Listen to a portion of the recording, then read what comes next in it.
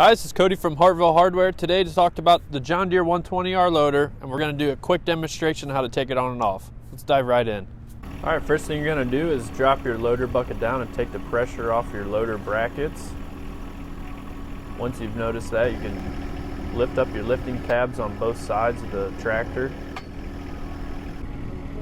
You're going to then curl down and notice how the loader bracket comes down and is now a loader stand. You're going to turn the machine off, cycle out your joystick to take the pressure off your hydraulic fittings. That way they're easy to take off. And then put your caps back on. That way you don't get debris inside them. Tuck them out of the way so they don't get snagged on anything on the loader. And now you're ready to disconnect.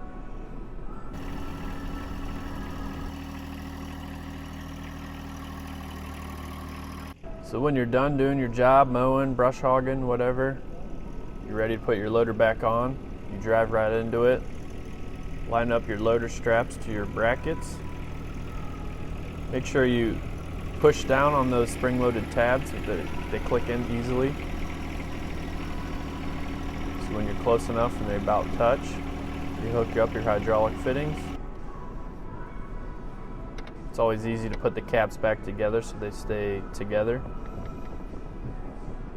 Curl back up, and then it'll drop right into place. Now your loader's back together.